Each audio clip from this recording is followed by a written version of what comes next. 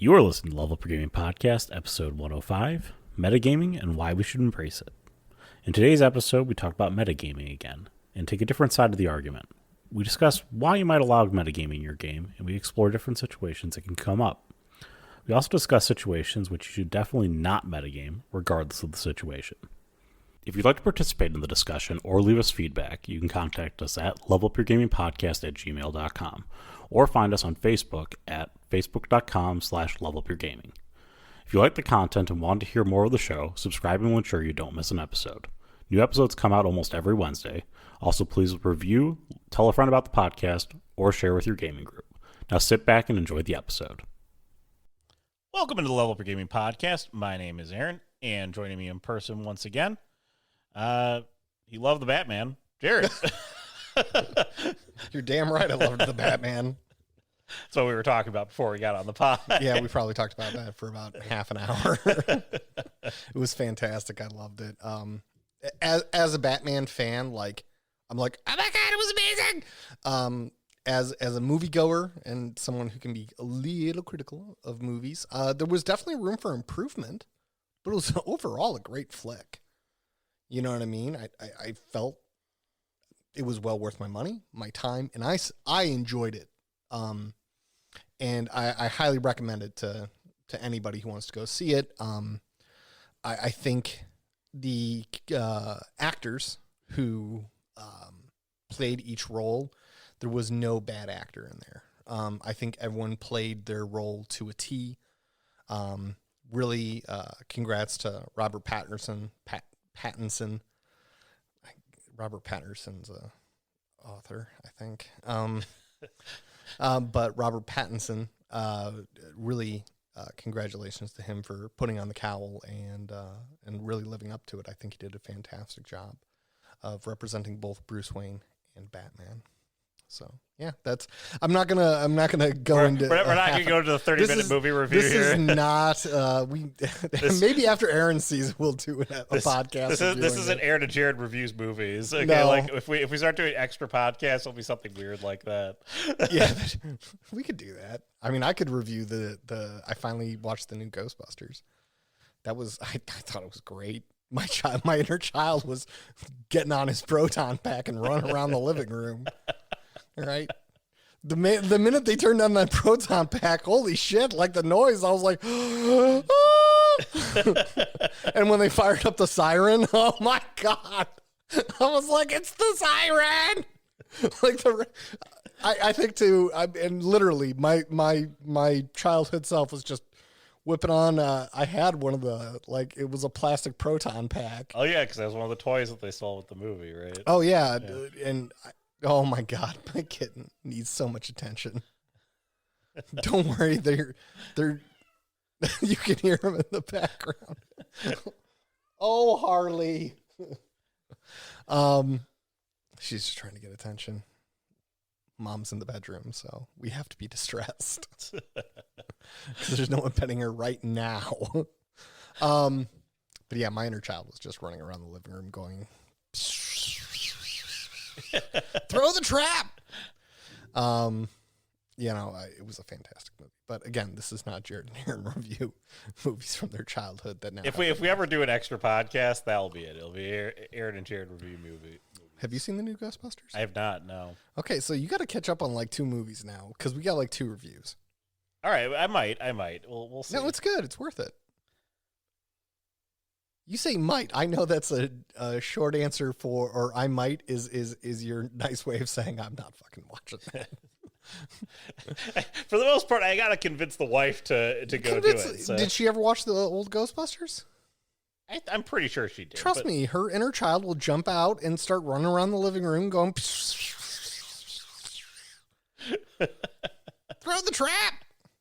Because once you hear that proton pack fire up, oh my God. It was fantastic. Now everyone can hear my wife. It's just calling to the cat. Yep. My wife is trying to calm our kitten who's not getting pettings right now. So, all right. But what's our topic for today? So our topic for today actually came from, so Gary sent us an email. Gary strikes again. Gary strikes again. Gary strikes back. Gary strikes back. The Reckoning. Part 2. Part 2. Gary sent us an email in response to our last episode, and I was thinking about it as I was reading the email because he brought up a point about metagaming. He said, kind of metagame sort of built into a lot of these games. Like, it's really hard to get players to not metagame. And I was thinking, like, you know what? It is a game, okay? And, if you play any other game, you're allowed to see the whole board, okay? You're allowed to see what goes on. There's a reason why you have a map in D&D, because it was based on wargaming. Like, you're allowed to see the whole board. You're allowed to tactically work around that because you're allowed to have the knowledge of the map. So my topic here is around metagaming and why maybe it's not so bad. Maybe we should be building games that embrace the fact that people probably are going to metagame, and instead of poo-pooing that, being like, okay, I see your metagame. I raise you you didn't expect this to happen. Okay. So I find this a very interesting topic. And to an extent, I agree. Are you shocked? I am, because when I introduced this to you earlier, I thought you were going to throw up. Metagaming allowed. No. Here's the thing. We play a game with humans. Okay? Humans are these beautiful, wonderful, flawed creatures. Horribly, horribly flawed creatures. They are going to do what is human and natural, and that sometimes involves metagaming. So let's stick to, at the moment, to your and Gary's example, where we're talking about the combat situation. So the thing is, yes, Dungeons and Dragons was born out of a war game. White Wolf was not. White Wolf is a distant cousin, because White Wolf was born out of D&D, not out of the original war game.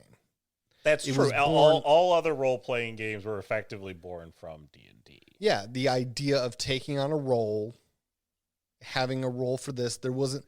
If that's not true, correct me. So, well, I'm sure there were other systems that came along at the same time, but God help me if I know what they are or what they spawned later. I know White Wolf didn't come around until the 1990s. D&D's been around since the 60s. I just assumed that everything else was born from what D&D did. I think they should be very proud that they founded this wonderful hobby. You know what I mean? This fantastic hobby that we all get to run around and play in. So in combat, yes, in most games, in board games, in war games, I won't speak too much to war games because I think everyone's mind's going to go to Warhammer 40K, and my experience with Warhammer 40K is watching one of my friends play it for about 15 seconds before I became bored and walked away, and then my brother painting the little miniatures, which I watched for about 15 seconds, got really interested, tried to paint one, realized I don't have a hand for painting. God bless me. I'm not, no. I won't even paint my own fucking house because I'm like, no. It's going to be uneven. It's going to look like a 5-year-old painted it. Oh, did your daughter paint this room? No, that was my husband. I'm just terrible with paint. If it's not on a digital medium, I'm screwed. When it's on a digital medium, though, I'm very picky. I'm like, this stone is not the proper gray.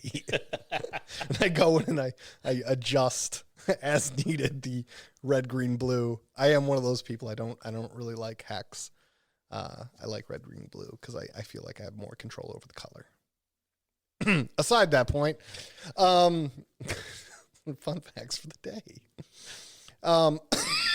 Excuse me. Trying to swallow spittle there. Not great. Still not great. I advise against it. It's not a great time. Hold on. I'm going to take a sip of water for this commercial break. Aaron, quick commercial. Cheetos, the crunchy snack that never disappoints. Cheetos. Munch, munch, munch, crunch, crunch, crunch. You could at least done like something a little cool. Munch, munch, munch, crunch, crunch, crunch. What the fuck is that? Got to be like, cheese, Chester. Listen, when you come up with the commercial break, fine. you can do whatever the hell you want to do it. Respect. So, yes, in a combat situation that it all came from, yes, people were allowed to see the board. We play comparable games like board games, which, again, you see the entire board. The difference between in video games, technically, but video games don't allow you to see everything. And I think what we should more strive towards is the video game. Because let's take Assassin's Creed Valhalla for an example, right? I'm running along a path. Some bad people try to jump out of a ambush position and attempt to engage me, right? I couldn't see them. They were hiding behind a goddamn tree. I had no anticipation. Now, granted, my ass just runs past him because I'm such a high level now that I'm not even bothering killing you. It's just a waste of my time.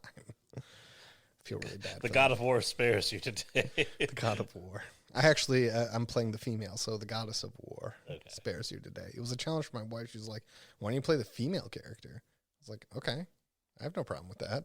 Like, I'm playing a female character in our game right now in like our tabletop game. So I did, and then it was hilarious because like 3 months later, she was like, why are you playing a woman? And I'm like, because you told me to? Like, you don't remember this conversation? So to really look at it, what I think we should be more striving for is actually even towards real life, where you can't see the entire board. You can't. If we could see the entire board, trust me, we would never lose a war.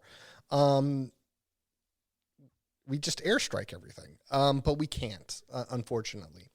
So in the combat situation, and that's the negative part of it. That's my only stance against metagaming, in the combat situation. In the other situation, why I say we do need to be understanding and why we have to be accommodating a little bit is because here's the thing. If you've got a bunch of players and they've been playing this character for 5 years, they don't want their character to die, right? And we've discussed this in the past, actually fudging rolls to make sure characters don't die.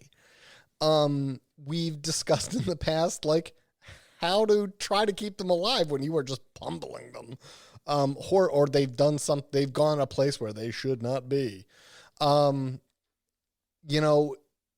thing is with allowing a little bit of metagaming, because they're like, I pull my character undercover because I can totally see that goblin coming up my flank, or the piece that, you didn't hide very well, or the hidden marker. I see the hidden marker, and so I'm moving to prevent. I mean, I've seen it on the board. I mean, I've seen you move something without, Yeah, in Roll20, like, Aaron saw this one thing move across because I was using dynamic lighting, and it just I didn't have and the way my lighting worked at the moment technically illuminated the thing that he was moving.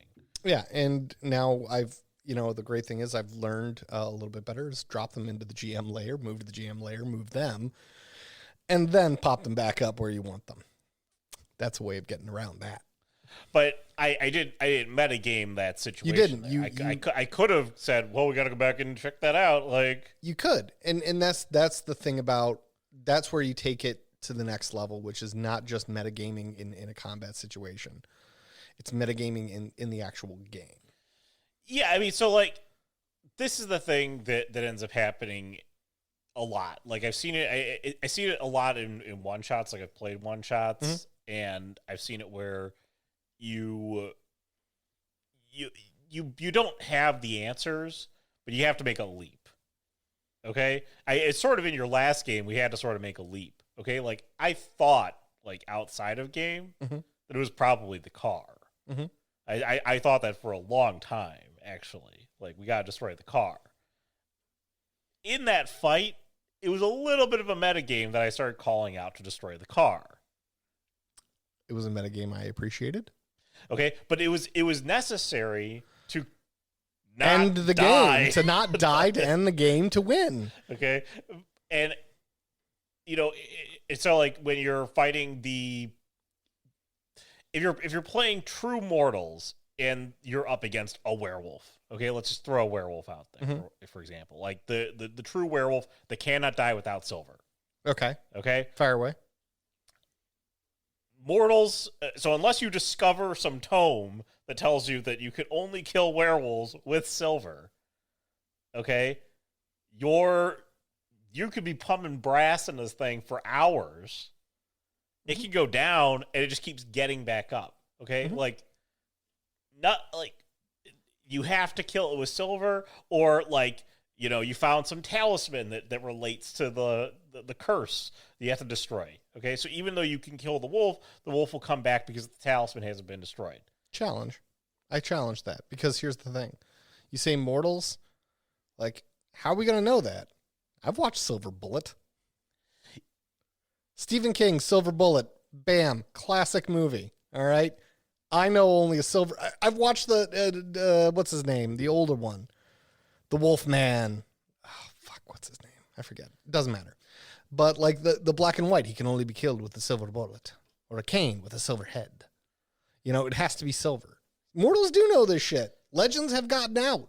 Okay, the secret to killing a werewolf is out. I will give you that, but at the same time, if you're playing a human in that situation, you might not go, well, we better smelt some fucking silver bullets right now.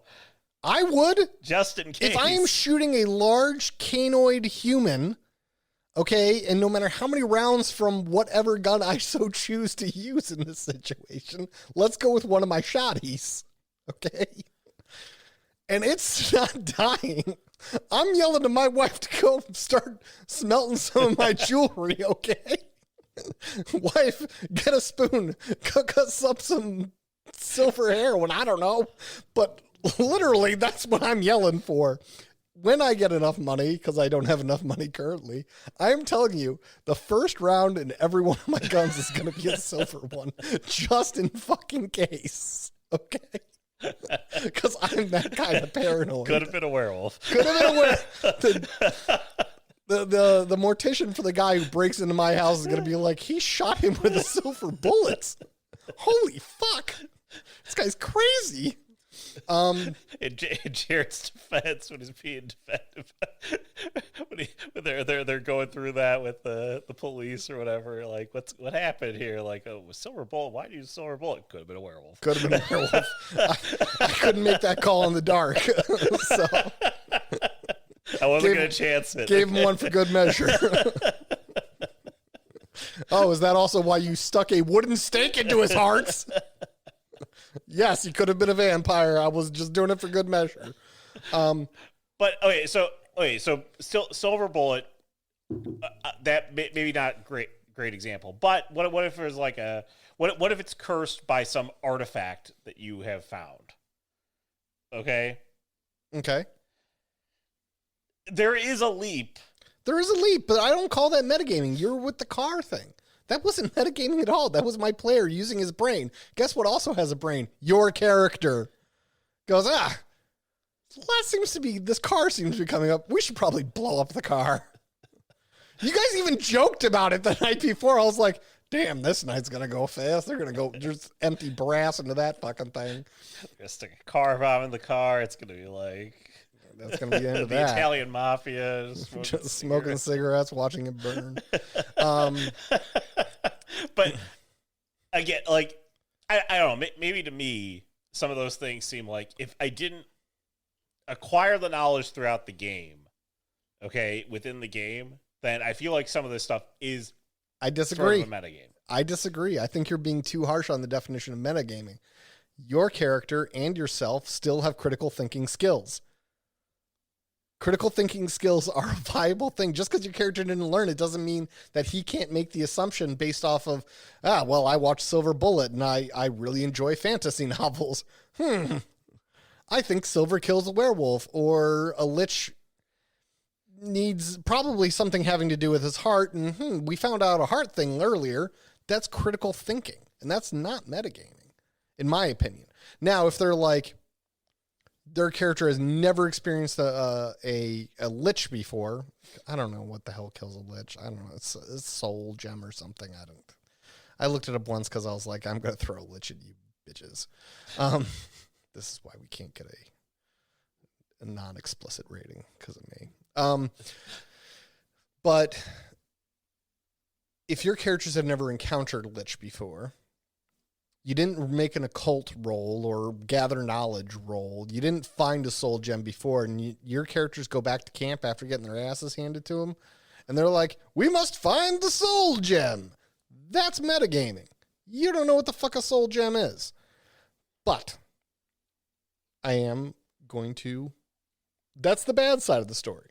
There's a good side of the story. In the end, as the GM, I want you to kill the lich. I want you guys to be the heroes who kill the lich and find out about my much greater villain, the necromancer. I'm pretty sure a lich is just like an advanced level of necromancer, but I don't know. Either way. The bigger lich standing behind this lich. Yeah, the bigger lich. The corporate lich structure is out of control these days. Damn the liches.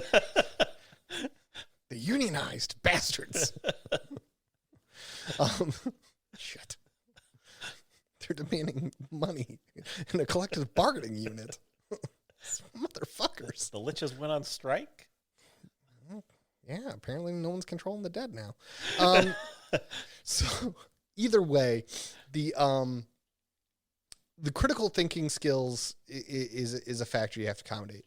But again, going back to my point, I want you to kill the lich. Now the question is, do I want you... Will I allow it at my table? Will I allow it at my table? No, not someone screaming out, we need a soul gem. I will literally look at that person and be like, can you make me a cult roll real quick? I will let them roll that occult roll. And if the rest of the table jumps in and says, I'd like an occult roll too, I will let everyone roll that and then go, we need a soul gem. At that point, yes, technically I'm encouraging metagaming, but I'm encouraging metagaming within the boundaries of the system where you can all roll an occult to see, or if it was in somebody's fucking backstory, like my character is a cleric, wouldn't like killing liches 101 be like one of the courses I took? Good point. You don't even have to make me a roll. Make me a solid reason why your character would fucking know that, right? Look at me dead in the face and be like, I'm a cleric. Literally a holy soldier. Wouldn't liches be like chapter 13 in Defense Against the Dark Arts? Yeah, I'm using Hogwarts reference. Look at me all you want. All right? I'm doing it. It's a great movie. Fantastic film series. Love it. So to an extent there, yes, you have to allow a modicum of...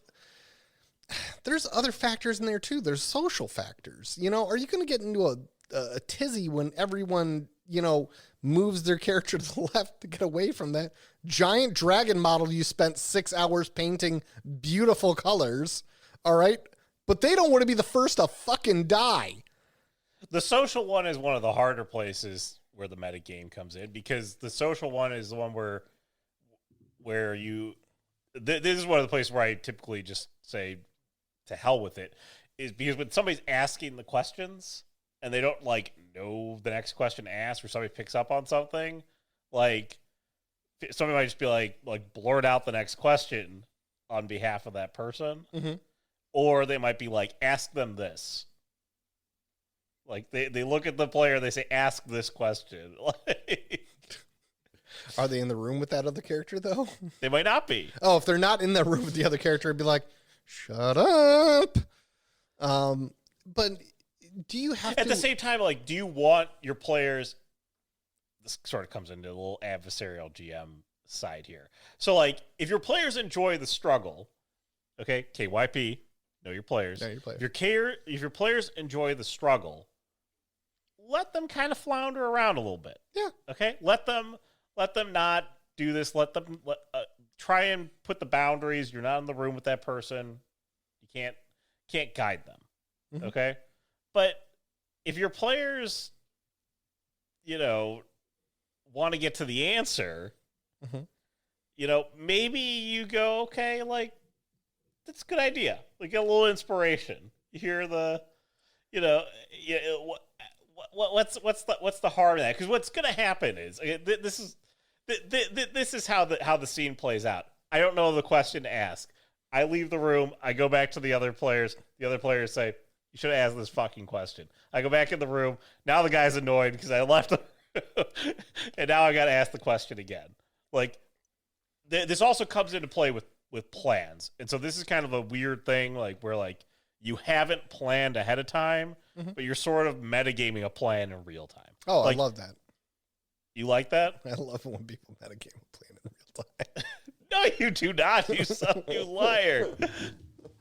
No, but in your example of the social situation, like I respect the concierge moment because I am not a god of like interrogation and questioning and wits. I'm not a witty person. Like I'm the least witty person. I am literally George Costanza. I think of like a great insult like 6 days later, and I'm like, I slept with your wife. Jared's calling about the jerk store. Yep, I'm calling. If you haven't seen Seinfeld, watch Seinfeld. It's a wonderful show. There's a whole part about like George can't insult people like right there. He doesn't have any fire back. I'm terrible at that. In point of fact, I've gotten a lot better because we did this thing when I worked in a school with violent youth offenders for many years. One of the things is called flaming. You flame each other, which is essentially just making insults at each other at a very rapid pace. And to survive in that environment, one must learn how to flame their own students. Okay. Fortunately, so I learned a little bit of how to do it. I mean, you just pretty much pick on one thing and just blow it out of proportion. It's a fun exercise. The kids always love to go up against D and do that. Like, D, let's do it. So the thing is though, if you're playing a character with high charisma, right? I got my character with high charisma, and I don't know how to lead this person on. I'm not very flirty. If my other players are like, ask me if you could buy him a drink. Okay, there you go. Bam. Like that. I don't call that metagaming. I call that helping a play out. All right. Being there for your crew because he's got a 16 fucking charisma or 29 level charisma, and they just don't know how to flirt appropriately. Okay, that's a good point. So what about on the other side of this? The player's interrogating, the other players aren't there. Okay. And the player then asks some questions, information comes about. Mm-hmm. Okay. One of your other players picks up on the information. They go, aha, I now know the answer. Okay? I'd say, shut your stupid face. Shut your stupid face. But they don't act on it right away. The other player comes out, doesn't relay that information. I'd look at that player probably digging their fingernails into my table and being like, I need to fucking tell. And I'd be like, shut your stupid face. And then I would look to the other player and be like, don't you want to inform the other players about the thing about the red dragon? Huh? And 90% they're like, oh, okay, yeah, I tell them about the red dragon. Unless you're playing in that other game that I played with the other storyteller who encouraged us to keep as much information from each other's. But that's only because he wanted to see PvP all the time. Yeah, but like, so this is the thing. A lot of players will take that piece of information and immediately act upon it. Okay? I will slap you in your stupid face. The reality is that after a conversation, it is very likely that there is a powwow where you hear all the information back. Yes. Okay? You instead of playing the dumb game of telephone where now I've got to explain what Jared just explained for the next 20 minutes. Okay. Yeah, I typically allow my players to just go like, I tell them what happened. And that is an immediate transfer of all things that were heard at the table because it makes it easier and takes about 20 minutes out of my fucking game time. So I guess the thing that you don't want to have happen is I'm talking to it. You mentioned something about the red dragon or the red or the blue key or whatever. And the guy's like, I know where the blue key is. He runs off. Yeah, like, no. Like, where's your character going? Oh, I'm going to go find the blue key. You're not in the room, bro. You're not in the room. I know where the blue key is. Yeah, that sucks. Sit your ass back down at the table. It's a terrible thing. You have to wait for them to get back. Once they're back, they can transfer the information. Once they're back and say, I transfer the information. Yes, is it a needless step? But yes, also the signature of my boss on contracts is a needless step, but it has to happen. Okay? It has to fucking happen for all to be legal. Okay? I've literally brokered over $1 million deal. Okay, but my boss still needed to sign that. We had dates and everything. Me and this contractor, we had it settled. We had it locked down. We had high-fived on this shit. We wrote the contract together. Okay? Not in effect until my boss signed it. Not in effect, even though we were already starting to do some of the work because the timeline dictated it. Because my boss is like, what did you need me to sign again? Like, oh my God, it's over $1 million. How do you forget $1 million? I don't know. Like, that's one of the ones where, like, I'm like, the question is beyond grabbing the key, is there more story involved? Is there an encounter involved in that? Blah, blah, blah. Because if there is an encounter involved in grabbing the key, like, I know where it is. It's sitting on top of the mantle place down the street. Yes, but of course, once he pulls it off, the alarm is going to go off and the guards are going to come. Okay, so in that case, then yes, you want to wait for everybody to go there. If it's just as simple as a fetch, I need to go grab the key. No, they Why? have to come back. My boss still has to sign the contract. It has to happen for it to be legal. Otherwise, you are cheating. All I got to do is have you sit your happy ass down. Go get a beer from the fridge and calm your shit. Okay? And then you can go run your happy ass. I will even just dictate, like, you go and get the key. You come back. Okay, we're done. If it's that simple, by all means. But you have to wait for the transfer of knowledge. It's like custody of evidence, all right? Because literally what's happening is your one character is still interrogating this guy in the dark, dark cave 3 miles away, and your character 3 miles away at the inn is just like running off into the fucking darkness. The other character's like, where's he going?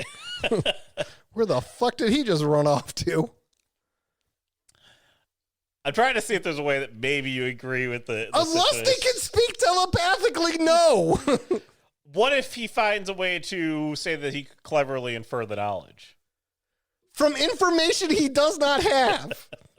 Maybe he has information. Maybe through the conversation, they talk about, these other clues the players potentially have gathered, and then they go, okay, I know the answer. Now I know what to do. Now, because that person connected the two pieces of information which they didn't connect before, now because he did it for them, because here's one of my issues with this, all right? Here's one why I will die on this hill, okay? This is a hill I'm willing to die on. All right, here's why. Because you know who's the hero in this story? It's the interrogator. But if you let that person run off and go grab the blue key, who's the hero now? I just stole the spotlight from a person who got the last clue. And I threw it on the guy who literally is just, he made the drive and this person's just making the last dunk in, just like tapping it in. I don't know basketball bullshit, but you know what I mean? No, the guy who did the work, the guy who followed the story, and literally you're telling that person, like, here's my big old spotlight, it's on you, you're doing a great job, you finally figured out the clue. Whoop!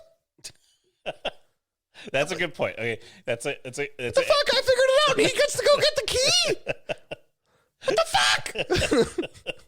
Maybe that player who's interrogating that son of a bitch wants to be the one who found the clue and got the key so he can just rub it in that other smug player's face. Just stole that opportunity for him. That's a good point. Spotlight has to stay on the person who figured it out, and they have to transfer the knowledge. They might choose not to transfer. Until the boss signed off on paper. I can't pay you any money, okay? It's just not going to happen. The blue key doesn't even exist until you have the conversation. I mean, and then you got to do the scary thing, which is like email your boss like 45 fucking times. Like, bro, I really need you to sign this. We've already started work. Like, people are doing things. Okay? We owe a lot of money. Right now, they're about to bill us for our first week, and you still haven't signed the contract. Which technically we wouldn't have to pay them if we didn't sign the contract. Because they could be like, your dumbasses decided to work without a contract. But that's a fun legal battle right there. oh my God. And I avoided it like the plague. But finally, I got that hockey puck right over the line. All right. So that's a good point. So inferring knowledge through other player transfers, not acceptable. No, because you steal the spotlight from one player to another. If it is against my NPCs, typically I'm pretty forgiving when it's against my NPCs. Like, doesn't further my story. Is the game still fun? Let it go, let it go. Bum, bum, bum, bum, bum. Whatever, however that song goes. Shocking because I've heard that song like a million times. Still can't sing it. But so to an extent, I would caution, storytellers, if you're going to allow some metagaming, here's the thing. You can't be a jerk about it, especially in the combat situation. You can't be a fucking jerk about it. Just because otherwise